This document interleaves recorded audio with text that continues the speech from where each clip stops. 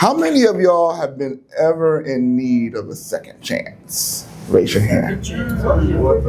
How many of you have ever been in need of a third chance? Now, depending on your years, how many of you need a 49th chance?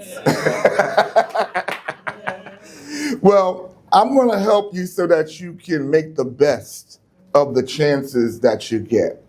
I know the room is populated with different people with different experiences, and different life choices have put us in positions where we need a new chance. But if you have a new chance with an old vision, you end up going back to doing old stuff. So I need to help you today to be able to change your view, to able to get a vision of something better. How many of you want better? Yes. Right? I'm one of them guys you got to talk back to me. So, the level that you're going to talk back to me is the level I'm going to respond back to you. So, again, how many of you want to see something better than where you are right now? Right? Then you're going to have to learn the art of living on purpose. Yeah. Now, when I say the art, and I think of the art of living on purpose, you could think of an art is something that you have to work at. So whether you kung fu or you boxing, that's an art, right? That's right. Whether you do the physical fitness, that's an art. Anything that you have to build, a skill that needs to be developed. If you are the painter, that's an art form, right? And some of you have to be able to get a new vision of where you're living so that you can create a new picture and you become the artist of the life.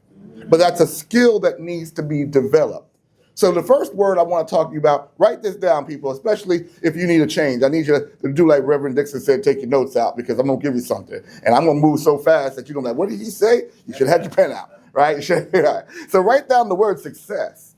Because whatever you are aiming at, you want to make sure that you're successful for. But we have to define what success is. Now, in different populations, people will say money is success. But that's not what success is. Right. Right. People will say status is success, but that's not what success is. Right. You see, success is the accomplishment or an aim of a purpose. Money is a resource. Money is a resource. And if you don't use the resource properly, money can run out. Position and status is a resource. And if you don't maintain the status, you could be here one day and gone the next day. You could be number one player on your job and the economy changes. And you were once number one and now you're wherever that is. Right? But if you are living life on purpose, you have a focus and an aim. If you are living life on purpose, you can manage the money that you get. When you think that money is the reason for your success, what ends up happening is money is not the reason for your success. So whenever you don't know the purpose of a thing, abuse is inevitable. When you don't understand the purpose of your relationships you're in, that the people that you are connected to are supposed to take you to another level, a better quality of life, or the people in the relationships that you have around you should take you somewhere different. If you are connected to the people that are taking you nowhere, you got to disconnect from them and reconnect with different people that are going where you are going. I love the people that I'm running with. I'm not even in my notes yet. I love the people that I ride with. I got the LET tour. He's part of the LET. We're going. I ride with LET. I ride as a speaker. That's my community. When I started my business by myself, I felt like I was doing it myself. Now, how many of you wives have husbands when they have that do-it-yourself and you say, Roger, you're supposed to hire somebody to do that? Yeah. Because every time they do it themselves, it looks like they do it themselves. But when you connect on purpose to a community that has the same vision, the same direction, the same focus, you move faster and better. Now let me get into my notes, because again, you're going to need these two things. You're going to need vision and purpose. And I heard this quote. It said, vision and purpose are the two lenses that you need to see life clearly. That was a quote by a man named Christopher Hampton. That's me. It's good when you can start quoting yourself and be like, yeah, that's deep, that's deep, that's deep. But I didn't realize how much that meant to me until I needed something called glasses. I thought I was superhuman, and I'm looking at you now and I see blur, right? I see the blur, right? And I didn't realize that because I'm doing a presentation for work and I'm sitting there with the projector going like this. And I said, can you see it? Can you see it? They said, Chris, we see it. There's something wrong with you. Then I went down to the optometrist. And I went to the optometrist, and he was looking at me. This young dude. He said, well, Mr. Chris, he said, well, you know, when you get to a certain age, certain things start to get a little different. I said that little disrespectful thing, you know. But I realized that what I was doing was I was living with blurred vision. And I thought it was normal vision. And my everyday life, if you ask me, I thought I was 20/20. But when I went to the eye doctor and I went and they took one eye and I was like, was it A, B, C, D, E, F, G? And then I went to the other, I was like, because I was totally blind in almost one eye. It's blurry. And I said, wow. Then I got these things now that I have progressions. And I love progressions because progressions allow you to do three things. They allow you to see what's in front of you, and they allow me to see what's in front of you. Now, that's the two forms of vision that you need. You need sight, right? So sight is allowing you to see what's in front of you. There's the two types of vision, sight and then there's vision. You need them both, but most people are walking in one. Most people are walking in sight. Now, I'm in the midst of a spiritual community, so I know you can decode this. They say that we walk by and not by. But what the word really is saying is we walk by faith, and we walk by vision.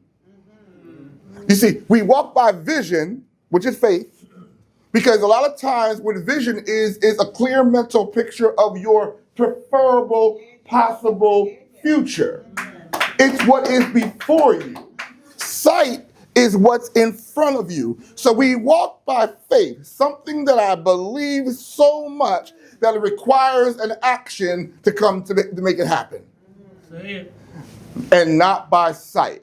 If you're walking by sight, you'll be like, oh my God, America's going down the hole. If you live by sight, you plan your years by the election year.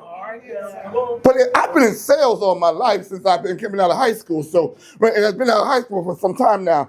And if you actually look at the economy, every year should be a reason that I should not be successful because they said in sales, well, they ain't buying nothing because we in another recession. How many recessions have I been in the past 10 years?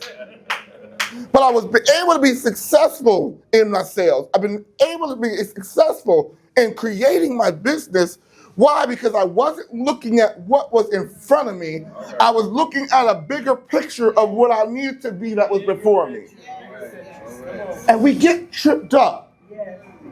Right now, you might be in a situation, and your sight situation is, I'm in prison. And I'm in prison for the next couple months. And I don't see my way past the wall. You have to take this time now as your meditation. Every time that you're in that cell, you are in a personal meditation spot that the good Lord has allowed you to use right now because he could have had you die. But he got you into a locked position where you can block out all the excess stimuli and all the excess voices that are there so that you can now visualize the life that you want to live. So now I'm challenging you to now say, get a vision. And then the purpose is, what are you going to do when you get on the outside? The purpose is, what type of life you stop making the excuses that your current actions have placed you here, and now your repercussions have doomed the rest of your life. Because you can start a business. They might not hire you at the front door, but nobody's stopping you from getting your LLC. So what is the vision of what you're trying to build? And he said, write that vision down and say, this is my purpose. Because purpose and vision will allow you to do a couple things. Purpose and vision will tell you who you are. Right. And the reason why we're in some of the situations that we're in right now is because we don't know who we are. And when you don't know who you are, you allow other people to tell you who you are. Talk to me. I'll say that again. Because not often I can say it the same way at the same time. Right? But when you don't know who you are, you allow other people to define who you are. You allow the government to say, well, you're an ex-con now, so you have an ex-con on you for the rest of your life, and that's all you're going to be in my eyes as an ex-con. But I'm so glad I have a healthy view of who I am. Yes. Because I can do what I can do if I put my mind to it. I know people that have started custodial business. I have seen people start graphic art businesses. I have seen people. What is your heart saying to you that you are created to do? Well, you're like, I still don't know. But when you understand your purpose, it not only tells you who you are, it tells you what you're meant to do. Yes. And the problem with what you're meant to do is when you understand what you're meant to do, then you know that I can't be everywhere. Right. Because when you understand what you're doing, you understand where you're going. So because of where I'm going, I can't navigate the same way as everybody else because they're not on the same path that you're going to. Am I LinkedIn? Am I LinkedIn talking to me? Am I LinkedIn here? Am I talking to somebody in the back? Yeah, I'm talking to somebody in the back. Right, I see you, right? So when you understand who you are, you understand what you're supposed to be doing on your way to where. You know where your where is, your destination. It talks about your how. And your how is your vehicle. How am I going to get to where I'm going to get to? And the problem that I have with the educational system that we have today is we train people to live their lives based off of vehicles. So I've been called to teach, as you see, right? I think I'm a good teacher, right? I'm a good teacher. I have a healthy respect for who I am. I'm a good teacher, right?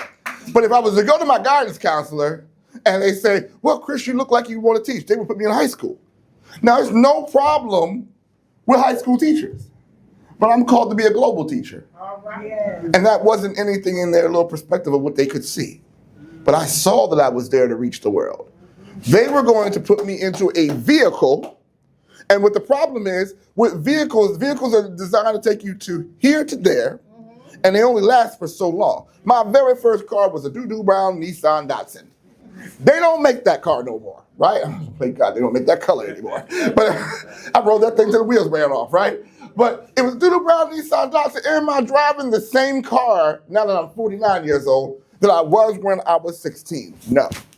So why is that like that when we start choosing vehicles for our jobs and our careers? Understand that it's a vehicle to get you from point A to point B. Say how. How. Say how. How. Okay. The last thing is when. When are you going to make that change? When is the timeline that you're giving yourself to get to where you're at? Well, Mr. Chris, that sounds all good and that sounds all nice, right? But I don't know what my purpose is. How many of you sit there and you're in the situation right now? You're 30, 40, 60, 50, 20, 18. I like to respect the order of things, right? How many of you are at whatever age you are, you're still wondering what your purpose is? Raise your hand. You look at I've finished one stage of life, and I call every 10 years, a decade, a new chapter. So I'm about to go into 50. So my 50 chapter, in my 50s, I'm going to be global, right? That's the global chapter of my life. It focuses me, right? So what are you doing in your new chapter? I'm going to show you how to show your purpose, all right? I'm going to give you some P's here. The first P is the problem. Has there ever been a problem that you saw that it irks you to the core? And you're like, oh my God, I see this problem. Why is there potholes in the middle of my city street? Why is that pothole in front of my house? They're looking at it and say, why is the pothole? That's a problem, right? Is that a problem? I lived in the city of Camden, New Jersey. They had potholes all over the place. But why is that pothole there longer than each winter? And it gets deeper and deeper and deeper. And here's the thing about problems. If you can identify the problem, there is a solution that you're able to achieve. I'm going to tell you something in the corporate space. I work in the corporate space. You don't tell the boss that there's a problem and you don't come up with a solution. If I can identify a problem, I can give you 3 ways to make it work. Now, whether they listen to it or not, that's on them. But they can't say I didn't give a problem, then give a solution. That's the same thing with you. Could it be that the communities that you are serving are in a position of downgrade, and you see the position of downgrade, but you think somebody else is going to do it for you? Right? Purpose. Say pain. Pain. What we went through. what we lived through. The brother that said HBO, help a brother out. He has a pain, but he turned his pain into purpose. He turned the pain, and then now his purpose ends up being a testimony that someone who got shot in 1994 can go and still show you that he has a life after he took his pain, what was that, to take him out and reverse it and use it to help communities. So we said problem. We said pain. How about passion? Passion, what are you passionate about? I'm passionate about helping people to find their vision and purpose in life and engaging and helping you to embrace it and helping you to pursue it and to develop you to the core so you can go out there and stop making excuses about why life is doing it and take life by the throat and make it work for you, right? That's my, can you hear passion? What is it that you talk about? What is it that you talk about that you can't see yourself doing? I will do it for free until they pay me.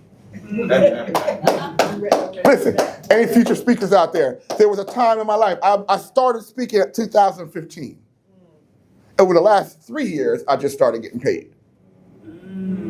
But I was building my resume up. I was building my brand. There's a places that I walk into now that my brand's there before I even walked in the door.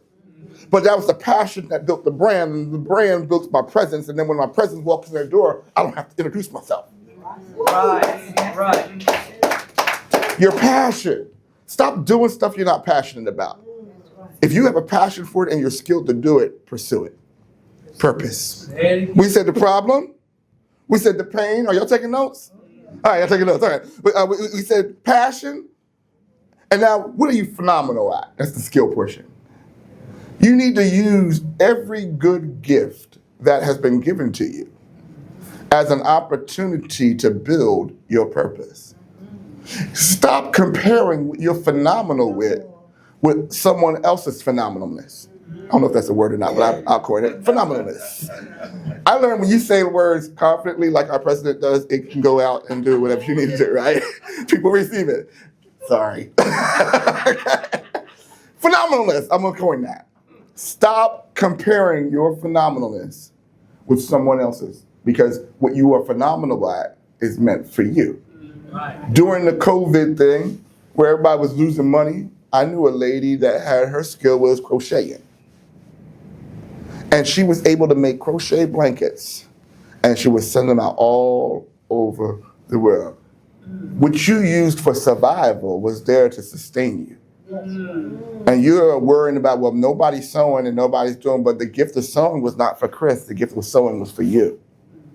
And the resources and the provision for your vision and your purpose are in your hands. Make a list of all the good things that you are phenomenal at. And then learn how many of those things you are actually using. How many of your phenomenal gifts are sitting on the side collecting dust. I'm almost at my time. My last point is that you have to understand that your gifts, your talents, and your abilities are there to guide you. They're there to do three things for you. They point you in the direction of your purpose. They prepare you for your purpose. And they protect you on your way to your purpose. Are you seeing life differently now? Yes. Are you seeing life differently now? Yes. HBO is hearing me. Are you seeing life a little bit differently? Yes. Talk to me. Yes. I can see clearly now that my vision's on. All right, now, brother. Peace.